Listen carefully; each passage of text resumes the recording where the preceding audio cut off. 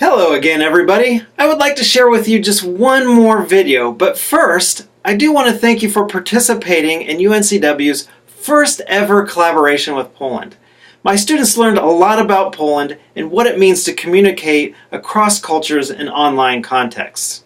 We sincerely hope that you will take a few moments out of your busy end of the semester schedule and take a look at the projects that we've created for you.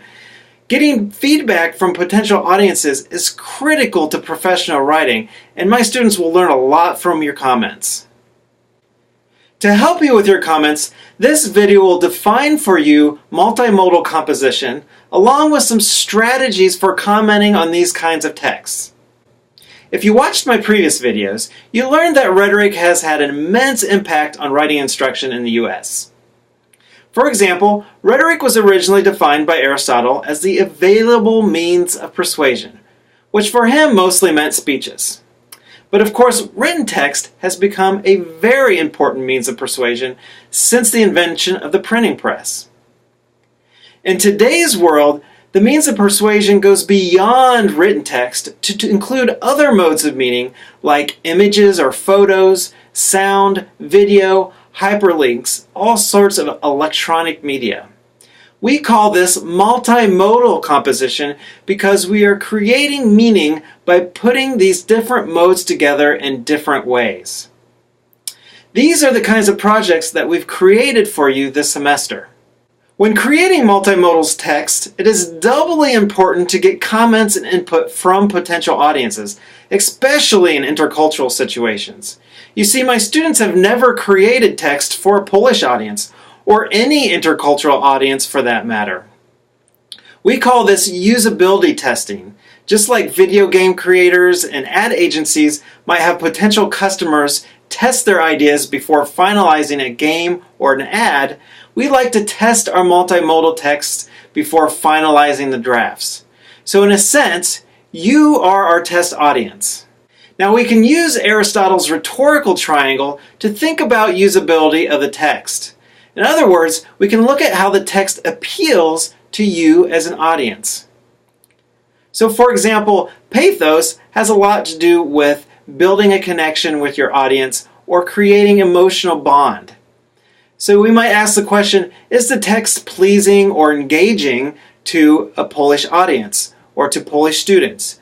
Does it create a bond or connection in any way? Does it invoke any emotions?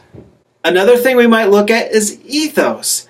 Does the text create credibility for a Polish audience or for Polish students? Does it present the authors in a way that fits the purpose of the text? Thirdly, we could look at logos and ask the questions, is the argument or information laid out in a way that makes sense? Are the points clear, particularly to an intercultural audience? And finally, we usually do think about context, or when you might look at the text or use the text. Is it easy to use? Is it easy to access? Is there information easy to follow or to find or to access in different ways? Since this is an intercultural situation, we might also ask how these might apply across cultures. For example, does the way a text create ethos match the way texts create ethos in Polish culture? Or are there images or words that might be understood differently by a non-American audience? I've uploaded an attachment to Moodle with some example questions you can ask yourself when evaluating multimodal text.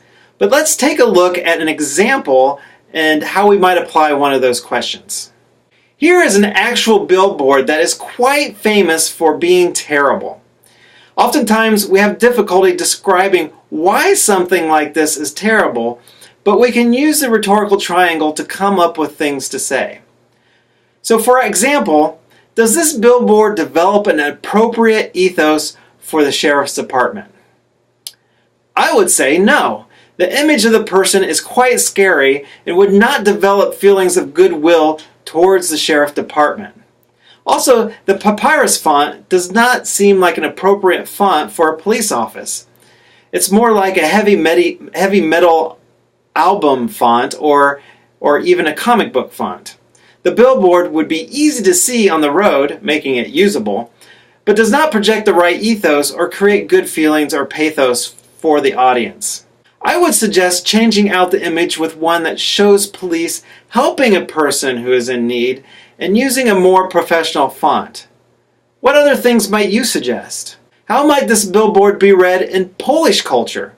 This would be interesting to discuss.